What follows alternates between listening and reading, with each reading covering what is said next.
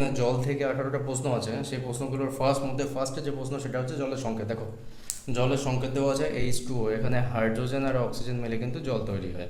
Hydrogen থাকে দুটো এবং অক্সিজেন থাকে একটা। আচ্ছা, দ্বিতীয় প্রশ্ন আছে জলের আণবিক ভর হচ্ছে 18। জলের আপেক্ষিক তাপ খুব বেশি। জলের আপেক্ষিক তাপ বেশি হওয়ার জন্য অনেক সময় মোটরে বা রেডিয়েটারে অন্য জায়গায় জল ব্যবহার করা হয়। আচ্ছা, তারপর 4 দাগে আছে 4 ডিগ্রি সেলসিয়াস উষ্ণতায় জলের ঘনত্ব সবচেয়ে বেশি, এটাকে 1 লিটার ধরা হয়। অর্থাৎ জলের ঘনত্ব সব থেকে বেশি হচ্ছে 4 ডিগ্রি সেলসিয়াস উষ্ণতায়। জল অপেক্ষা বরফের ঘনত্ব কম। 6 নম্বর আছে জলকে সার্বজনীন দ্রাবক বলা হয়, অর্থাৎ ইউনিভার্সাল সলভেন্ট। কেন বলা হয়? জলের মধ্যে বেশিরভাগ দ্রব্য গুলে যায়, তাই জলকে বলা হয় সার্বজনীন দ্রাবক। আচ্ছা, 7 নম্বর বলেছে পানীয় জলের পিএইচ মান 6.5 থেকে 8.5 এর মধ্যে থাকা উচিত। আচ্ছা, ডিও এর সম্পূর্ণ নাম হচ্ছে ডিজলভ অক্সিজেন। এর মান 4 ppm থেকে 6 ppm এর মধ্যে থাকা উচিত। আচ্ছা, ব্লু বেবি বলে একটা রোগ হয়, সেটা হচ্ছে নাইট্রেটযুক্ত জল যদি শিশুরা পান করে সেক্ষেত্রে ব্লু বেবি সিনড্রোমটা হয়। 10 দাগ আছে পানীয় জলে ক্লোরাইড 200 ppm এর বেশি হওয়া উচিত নয়। আচ্ছা, এটা কিসের মত অনুযায়ী? WHO অর্থাৎ ওয়ার্ল্ড হেলথ অর্গানাইজেশনের নিয়ম অনুযায়ী বলেছে যে পানীয় জলে ক্লোরাইডের মাত্রা 200 ppm এর বেশি হওয়া উচিত নয়।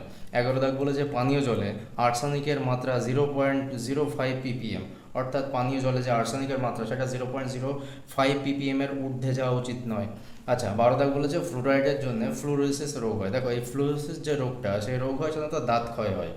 আর জলের মধ্যে ফ্লুরাইড অর্থাৎ এর মাত্রা হতে হবে 1.5 ppm এর মধ্যে থাকতে হবে, এর ঊর্ধ্বে যাওয়া যাবে না।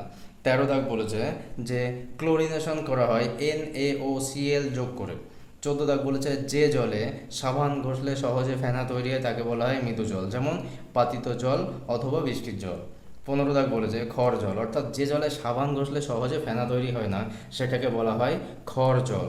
আচ্ছা, খর জলের কারণ আছে, সেটা হচ্ছে Ca2+ অর্থাৎ ক্যালসিয়াম, ম্যাগনেসিয়াম, আয়রন, এই সমস্ত যে আয়ন আছে এই সব আয়নের জন্য কিন্তু জল খর হয়। দেখো ক্যালসিয়াম আয়ন বলতে CaCl2 এই যে লবণ, অথবা MgCl2 লবণ, এই লবণের কারণেই জল সাধারণত খর হয়। 16 দাগ বলেছে ব্ল্যাক ফুট ডিজিজ। দেখো ব্ল্যাক ফুট ডিজিজ সাধারণত হলে কি হয়, হাতের পায়ের তলায় কালো কালো স্পট পড়ে, এটাকে হয় আর্সেনিকের জন্য কালো কালো দাগ আসে। আচ্ছা, 17 দাগে বলেছে কেরাটোসিস। দেখো কেরাটোসিস রোগটা কিন্তু আর্সেনিকের জন্যই হয়। এটা কি হয়?